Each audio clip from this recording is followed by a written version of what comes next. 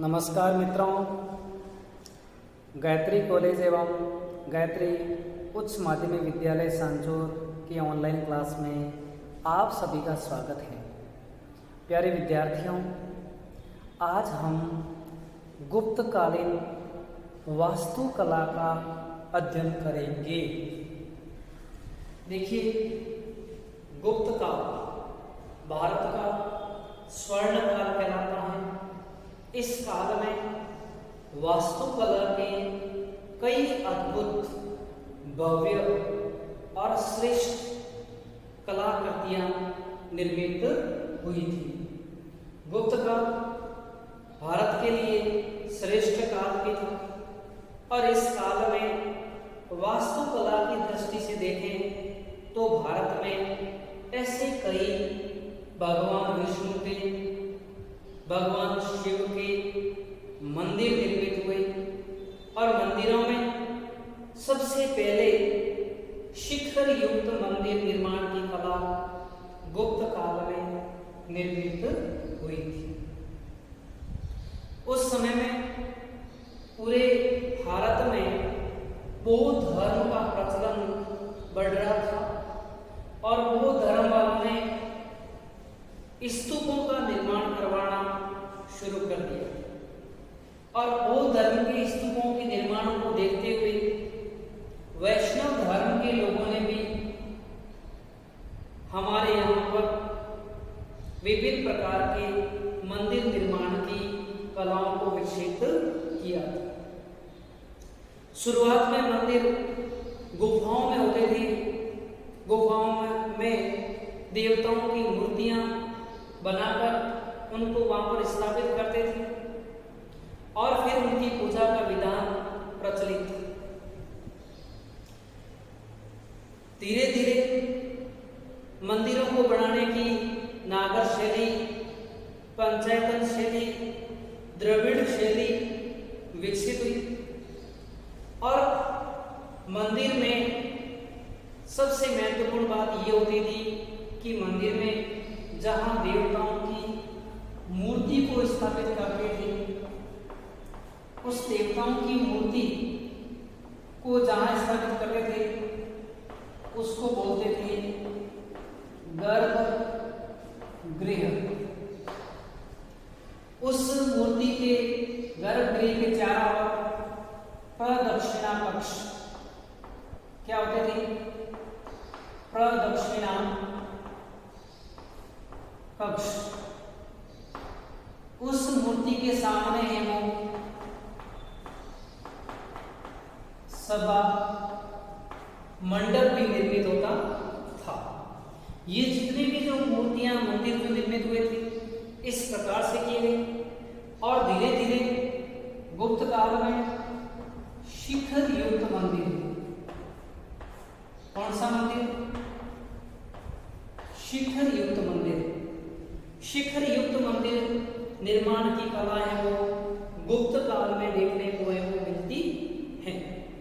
तो इस तरह भारत में कई प्रकार के उस समय में मंदिर निर्मित किए गए थे जो आज भी भारतीय वास्तुकला के श्रेष्ठ व अद्भुत कलाकृतियों या वास्तुकृतियों में से एक माने जाते हैं।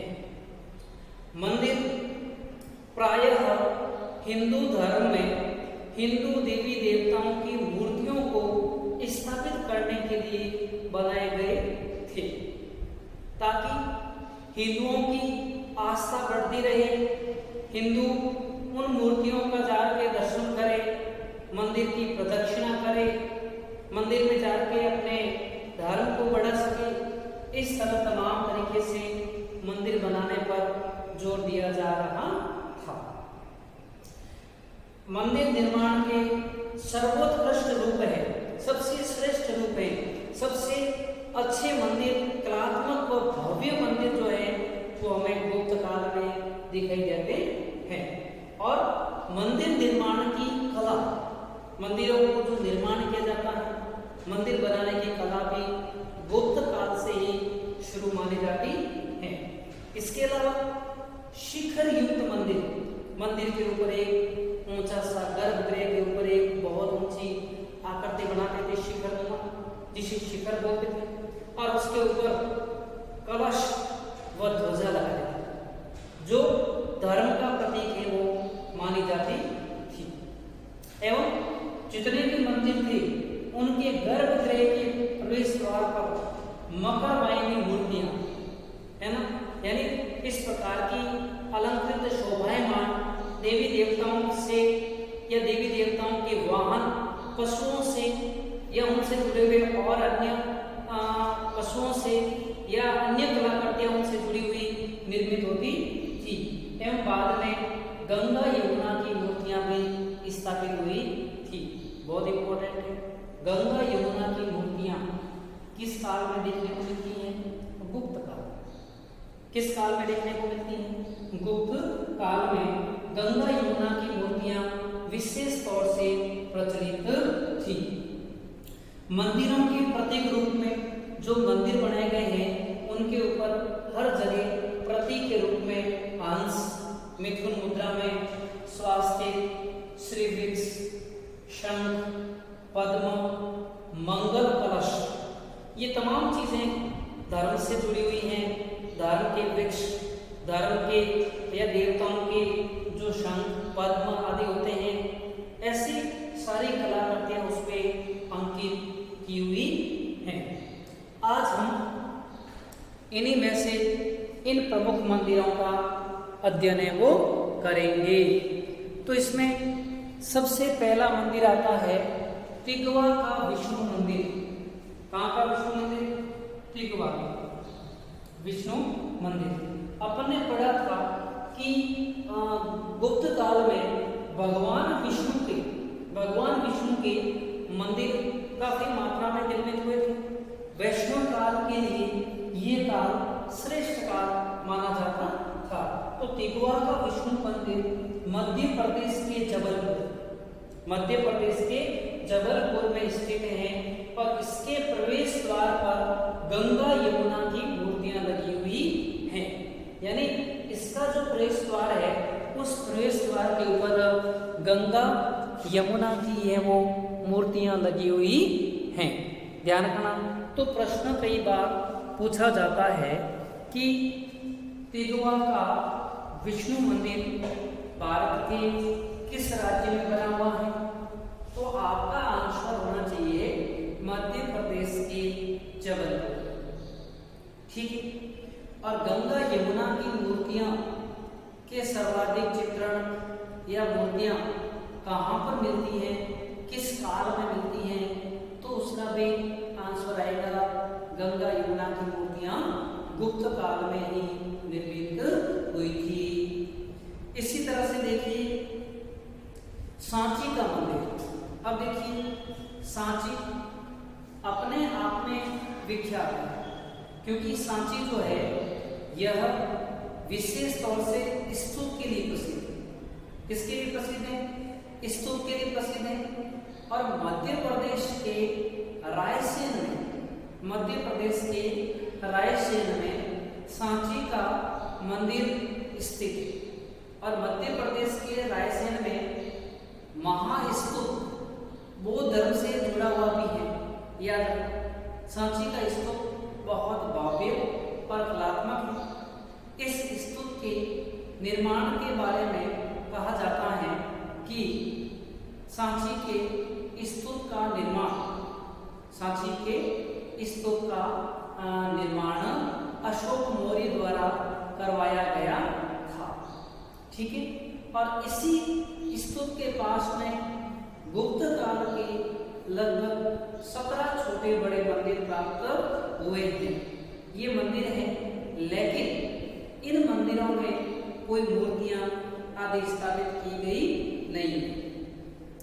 ये मंदिर प्रतिमा विहीन है। प्रतिमा मतलब इसमें कोई मूर्ति है वो नहीं है। तो ये मंदिर है वो कहाँ पर आए हुए हैं? सांची में। लेकिन सांची जो प्रसिद्ध है वो है महास्तूप के लिए, बौद्ध धर्म से जुड़े हुए स्तूप के लिए, जिसको कहते हैं सांची का स्तूप। ठीक है। इसके बाद में हम देखते हैं एरन का विष्णु मंदिर। ठीक है। एरन का विष्णु मंदिर भी अपने आप में बड़ा महत्व रखता है। मध्य प्रदेश के सागर जिले में। कहाँ पर है? मध्य प्रदेश के सागर जिले में। और मंदिर का शीर्ष अलंकृत है। वहां पर गज यानी हाथी, सिंह और प्रवेश द्वार पर गंगा यमुना की मूर्तियां निर्मित हैं। अब गज है, सिंह है और गंगा यमुना है, ये सब धर्म से जुड़े हुए हैं। तो इन मंदिरों पर ऐसे अलंकृत चित्र उस समय में भी वो बनाए जाते थे। और इन मंदिरों का भी अपने आप में विशेष महत्व माना जाता था। फिर अगर अपन इनके बारे में देखते हैं तो ये मंदिर प्राचीन भारत की वास्तुकला की श्रेष्ठता को दर्शाते हैं। कौन से मंदिर? एरन के विष्णु मंदिर। इसके बाद में हम देखते हैं बुमरा का शिव मंदिर। कौन सा मंदिर? बुमरा का शिव मंदिर। तो देखिए बुमरा का शिव मंदिर है, बहुत इंपॉर्टेंट है। ये मध्य प्रदेश के सतना में स्थित। कहां पर आया हुआ है? मध्य प्रदेश के सतना जिले में है। और इस मंदिर में निर्मित गर्भगृह है वो पाषाण से निर्मित है। ठीक है। बुमरा का जो शिव मंदिर है ये विष्णु से जुड़ा हुआ नहीं है, ये भगवान आदिनाथ भोलेनाथ शिव से जुड़ा हुआ है। और इस भगवान शिव का बुमरा का जो मंदिर है, इस मंदिर में गर्भगृह है वो पत्थर से बना हुआ है। और इसकी छत है वो सपाट है। और प्रवेश द्वार पर गंगा यमुना की मूर्तियां बनाई गई हैं। यानी इसकी छत है वो सपाट बनाई गई है और प्रवेश द्वार पर गंगा यमुना की मूर्तियां भी निर्मित हैं। इसके बाद में देखते हैं नचना कुठार का पार्वती मंदिर। देखिए हम पढ़ते आए हैं तिगवा का विष्णु मंदिर, इसके अलावा सांची के प्रतिमा विहीन मंदिर, एरन का विष्णु मंदिर, ये सब हमें वैष्णव संप्रदाय का भगवान विष्णु की श्रेष्ठता को दर्शाते हैं। लेकिन बुमरा का शिव मंदिर, नचना कुठार का पार्वती मंदिर, नचना कुठार का पार्वती मंदिर, ये नचना कुठार है का पार्वती मंदिर, ये भी मध्य प्रदेश के पन्ना में आया। कौन सा जिला? पन्ना। इसके जो निर्माण है, इसके निर्माण में अपन देखते हैं तो इसे चबूतरे पर बनाया गया है। माँ पार्वती का जो नचना कुठार मंदिर है इसे कहां पर बनाया हुआ है? एक चबूतरे पर। और गर्भगृह के चारों पर बरामदा है जिसमें मूर्ति मां पार्वती की स्थित है। गर्भगृह है उसके चारों ओर क्या बना हुआ है? बरामदा है। और वो बरामदा भी कैसा है? ढका हुआ है। ठीक है। मां पार्वती के मंदिर में दीवारें और स्तंभ अलंकृत, यानी पार्वती जी के मंदिर में जो दीवारें हैं, स्तंभ जो बने हुए हैं वे कैसे हैं? अलंकृत हैं। अलंकृत का मतलब उसमें डिजाइन बनाई हुई, पेड़ पौधे, फूल, देवताओं से जुड़ी हुई आदि, पशु पक्षियों के चित्र आदि उस पर है वो अलंकृत हैं। अलंकृत हैं। और इसके अलावा ये बताते हैं कि गर्भगृह तक पहुंचने के लिए चबूतरे के चारों ओर क्या बनी हुई है? सीढ़ियां, अर्थात ऊंचे चबूतरे पे बनाए हुए हैं। और इसके अंदर जहां मां पार्वती की मूर्ति स्थित है वह क्या कहलाता है? गर्भगृह। और गर्भगृह में पहुंचने के लिए क्या बनाई हुई है? सीढ़ियां। और सीढ़ियों से वहां पहुंच सकते हैं। इसके बाद में है भीतरगांव का मंदिर। कौन सा मंदिर? भीतरगांव। ये उत्तर प्रदेश के कानपुर में है। कहां पर आया हुआ है? कानपुर में। देखिए अधिकतर जो मंदिर हैं वे कहां पर आए हुए हैं? मध्य प्रदेश में। और उसके बाद कौन से काल के? गुप्त काल। तो भीतरगांव का मंदिर है, यह उत्तर प्रदेश के कानपुर में स्थित है। यह मंदिर शिखर युक्त है और चबूतरे पर निर्मित है। भीतरगांव का जो मंदिर है ये भी कैसा है? शिखर युक्त है, अर्थात गर्भगृह के ऊपर ऊंचा शिखर बना हुआ है और जो दूर से मंदिर का होने का प्रमाण देता है, और ये भी किस पर बना हुआ है? चबूतरे पर। इस मंदिर में बाहरी दीवारों पर कई देवी देवताओं की मूर्तियां स्थित हैं। इस मंदिर में जो बाहरी दीवारें हैं उस पर कई देवी देवताओं की मूर्तियां, जिनमें अपन मान सकते हैं दुर्गा की, भगवान गणेश जी की, आदि वरा की, गंगा यमुना की मृण मूर्तियां।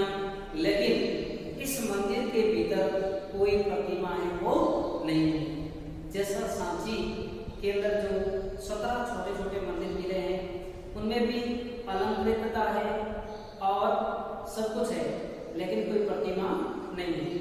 इसी तरह भीतरगांव का जो मंदिर है ये उत्तर प्रदेश कानपुर में आया हुआ है और इसके अंदर भी कहीं पर भी किसी देवता की प्रतिमा नहीं है, लेकिन बाहरी दीवारों पर देवी देवताओं के चित्र है, देवी देवताओं के वाहन पशुओं के चित्र है, गणेश जी का चित्र है, आदि वराह के चित्र है, गंगा यमुना की मूर्तियां हैं आदि उस पर निर्मित की हुई हैं।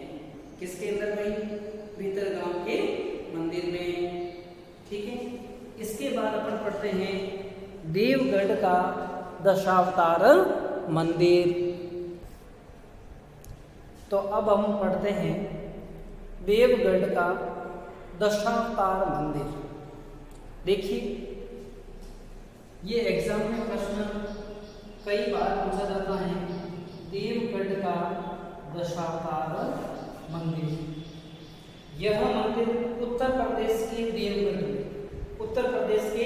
देवगढ़ में स्थित है और गुप्त काल के मंदिरों में सबसे सुंदर मंदिर है वो कौन सा है?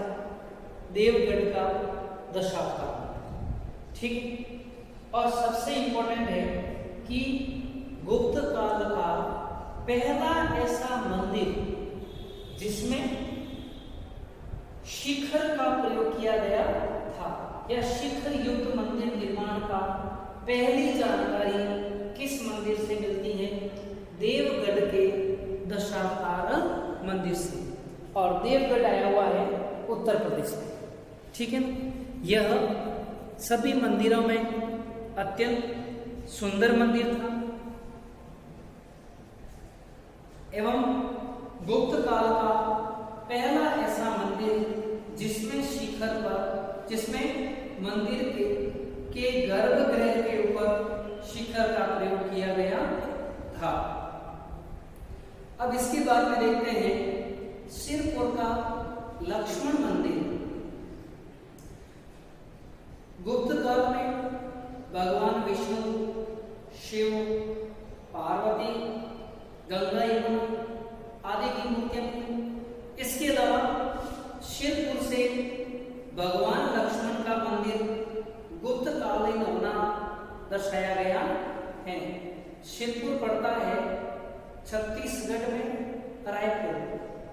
यहाँ पर टूटे फूटे अवस्था में, भग्नावस्था में, जीर्ण शीर्ण अवस्था में ईंटों से निर्मित लक्ष्मण जी का मंदिर है वो स्थित है।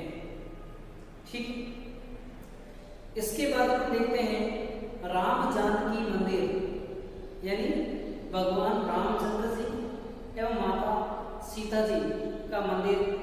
ये भी छत्तीसगढ़ के रायपुर में इन लक्ष्मण जी के मंदिर के पास, लक्ष्मण जी के मंदिर के पास ईंटों से निर्मित है और ये भी भग्न अवस्था में मिला है, अर्थात टूटे हुए अवस्था में मिले हैं भगवान लक्ष्मण के मंदिर और भगवान राम और जानकी के मंदिर। इतिहासकार इन मंदिरों को गुप्तकालीन मानते हैं, गुप्त काल का है वो मानते हैं। इसके बाद में है मुकुंदरा दर्रा शिव मंदिर। मुकुंदरा दर्रा अभ्यारण्य में स्थित है, आपको पता।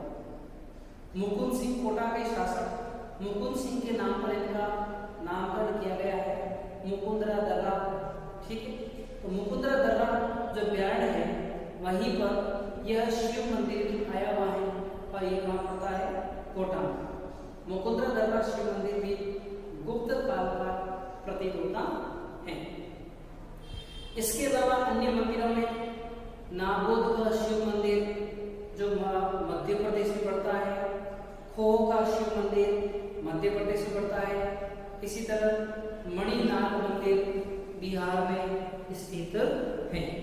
तो ये तमाम चीजें हम देखते हैं, इनके आधार पर हम ये समझ सकते हैं कि गुप्त काल वास्तुकला मंदिर निर्माण कला की दृष्टि से श्रेष्ठ काल था। इस काल के शासकों ने